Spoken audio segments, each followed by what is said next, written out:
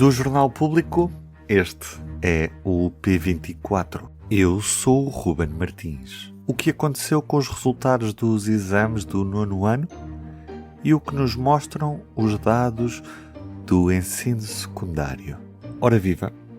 Nesta terça-feira era expectável que o país conhecesse o resultado dos exames nacionais do 9º ano e também dos do ensino secundário, mas apenas os resultados do ensino secundário foram publicados.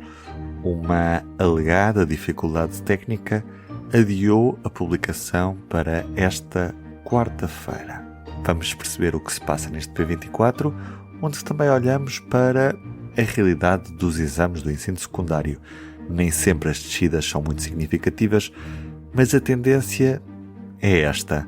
Das 25 disciplinas sujeitas a exame final, 15 apresentam resultados médios piores do que no ano passado.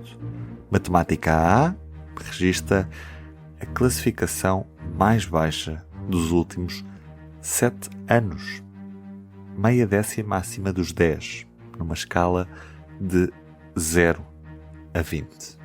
Neste P24, convido a jornalista do Público, Andreia Sanches. Viva, bem-vinda ao P24. Olá, viva, Ruben. Andreia, nesta terça-feira era suposto termos conhecido os resultados dos exames nacionais do ensino secundário e do terceiro ciclo, mas na realidade só soubemos os resultados do ensino secundário. O que aconteceu com os resultados do 9º ano? Bom, o que aconteceu, nós não sabemos em detalhe ainda, sabemos aquilo que o Ministério acabou por divulgar durante a tarde, depois de vários alertas de professores e de diretores que estranharam não ter recebido ontem os exames para que hoje pudessem disponibilizar as pautas com as notas das provas nacionais do 9º ano. A certa altura o Ministério da Educação acabou por informar que de facto esses resultados não seriam conhecidos hoje, invocou dificuldades técnicas, lamentou os constrangimentos óbvios que este facto traz às escolas e aos alunos e às famílias, às escolas nomeadamente porque há toda aqui uma engrenagem, para usar a expressão de um diretor, que está montada e calendarizada para dar início ao processo das matrículas dos alunos do ensino secundário, e é preciso saber se o aluno passou ou não no 9º ano, e a prova é importante para isso porque vale 30% da nota final, e enfim, um conjunto de outros procedimentos que nesta altura do ano estão a decorrer nas escolas. O Ministério, como disse, lamenta o sucedido, mas diz que houve aqui algumas dificuldades técnicas que atrasaram este processo. O Ministério garante que nesta quarta-feira os resultados chegarão às escolas, as pautas, enfim, serão divulgadas mal seja possível, presume-se que amanhã ainda. Mas há de facto aqui alguns detalhes que ainda não sabemos em concreto o que levou de facto a este adiamento. Perguntar se isto é uma situação comum ou que já aconteceu na história, ou que isto é a primeira vez que acontece haver um erro técnico deste género que faz com que os resultados não saiam no dia em que está definido. Ruben, eu de facto não tenho memória, o que não significa que não possa já ter acontecido, mas não tenho memória de ter acontecido. Sabes que há muitos anos que fazemos exames nacionais no país e não são inéditos problemas, atenção, não são mesmo. Nos últimos anos as coisas têm sido relativamente mais pacíficas, mas era um clássico haver volta e meia alguns problemas. Mas normalmente durante a fase da execução da prova, durante a fase do anúncio dos resultados, não é? Sim, verdade. Aí foge um bocadinho ao padrão. O que é que podemos suspeitar que terá acontecido? Temos alguma indicação, Andreia, sobre isso?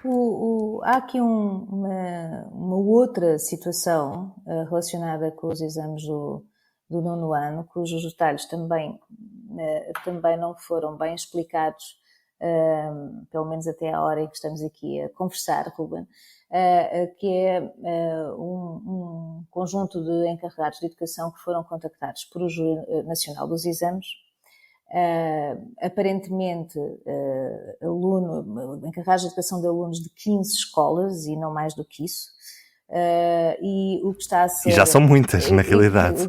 E o que está a ser... Não sabemos quantos alunos em concreto, quantos alunos é que estão aqui envolvidos. E é preciso aqui dizer, já agora aqui um parênteses, nós estamos a falar de uma grande operação. Os exames do nono ano foram feitos por cerca de 100 mil alunos. 97 mil provas realizadas a português, outras tantas a matemática. Portanto, há aqui uma grande operação com mais um ponto importante aqui.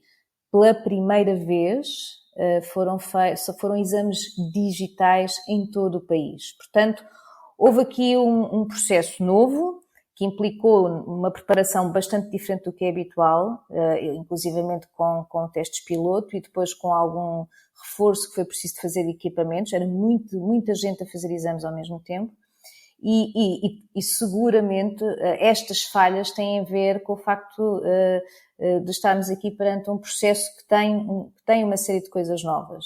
Exames digitais, correções feitas de forma diferente. Portanto, aqui para dar aqui, a primeira pista é essa. Terá seguramente a ver com o facto de estarmos aqui com um conjunto de procedimentos que não são habituais. Neste grupo de escolas, de 15 escolas, segundo o Ministério, terá havido, e vou utilizar uma outra palavra aqui que hoje foi muito frequente ao longo do dia, constrangimentos relativamente àquilo que foi o tempo de compensação que foi dado aos alunos. E isso levou a que o Júri Nacional de Exames, tendo confirmado que teria havido essas dificuldades que tinham sido reportadas por escolas e por encarregados de educação, contactou encarregados de educação, não sabemos quantos, dizendo que eles devem escolher uma de duas hipóteses. Ou a prova de matemática, e aqui estamos a falar exclusivamente da prova de matemática, é anulada e os alunos vão repeti-la na segunda fase, que começa nesta sexta-feira, ou o encarregado de educação aceita a partida a nota que vai sair dessa prova, apesar de, neste momento, ninguém saber ainda quais são os resultados das provas do nono ano. Sabemos também muito pouco, sabemos isto que acabei de dizer. Fechado este capítulo dos exames do nono ano, olhamos para os do ensino secundário e que novidades é que tivemos este ano em relação às notas dos alunos? Os exames do ensino secundário são sempre, os resultados são sempre esperados até com grande ansiedade, porque não só têm impacto nas notas finais dos alunos, como têm impacto na disputadíssima corrida, chamemos assim, para alguns dos cursos mais concorridos do ensino superior, com notas mais altas. Portanto, é sempre um momento de grande ansiedade para as famílias e para os estudantes que os realizaram. Este ano, há das 25 provas que foram sujeitas a exame, há 15 que apresentam resultados médios piores do que os do ano passado. Pronto, uma primeira conclusão. Nem sempre estamos a falar de descidas muito significativas, estamos às vezes a falar de décimas, mas cá está, mas quando sabemos que o acesso ao ensino superior se disputa, o que está em jogo nessa disputa são décimas, tudo aqui é relevante. Mas como dizia, há descidas. O caso da matemática, que é sempre uma prova de que se fala muito, não só pela sua importância, mas também por resultados nacionais que nem sempre são os melhores há muitos anos. No caso da matemática, nós temos 42% dos alunos que fizeram provas nesta primeira fase a não conseguir uma positiva no exame. E é uma percentagem bastante elevada. No caso do português, que teve este ano este ano uma das novidades foi que todos os alunos tiveram que prestar provas a português. Passou a ser uma prova obrigatória para todos. Como já acontecia antes. Como acontecia no passado, pré-pandemia, não é? O exame de português tem uma nota positiva, que aumenta em relação à nota do ano passado, à média nacional do ano passado, que é uma das melhores médias dos últimos... é mesmo a melhor média dos últimos 7 anos. E, no entanto, isto que poderia ser aqui a boa notícia do dia, não é? Haver aqui uma disciplina importante, estruturante, com melhor desempenho. Fomos falar com uma representante da Associação de Professores de Português que nos diz, enfim, que não ficou tão feliz quanto seria de esperar e coloca aqui uma série de questões muito importantes no artigo que nós hoje vamos publicar, que publicamos, e que tem a ver com a própria estrutura da prova, que tem um peso enorme no conjunto das perguntas de escolha múltipla, um peso que a Associação de Professores de Português há muito considera excessivo, e que é também uma prova que mantém ainda uma daquelas medidas excepcionais que foram adotadas durante a pandemia, que era, e isto vale para o português e vale para outras disciplinas, que é haver um conjunto de itens que são de resposta obrigatória e outros que são opcionais, contando aqueles em que os alunos têm melhor resultado. Portanto, há aqui um sistema de classificação também para o qual a própria Sociedade Portuguesa de Matemática já tinha aqui uns dias alertado que pode, enfim, levantar aqui algumas questões, e esta professora da Associação de Professores de Português diz mesmo que entende que este modelo de classificação da prova está a criar uma ilusão, a ilusão que temos alunos melhores na disciplina de português do que aqueles que de facto temos, e portanto é um alerta importante.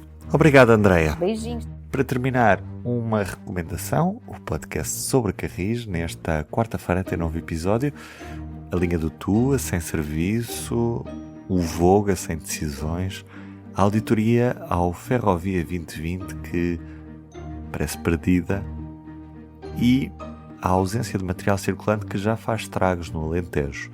Tudo isso está em análise no episódio do Sobre Carris desta quarta-feira. Eu sou o Ruben Martins, da minha parte é tudo por hoje. Tenham um bom dia e até amanhã. Para não perder os novos episódios, subscreva este podcast do Público na sua aplicação preferida.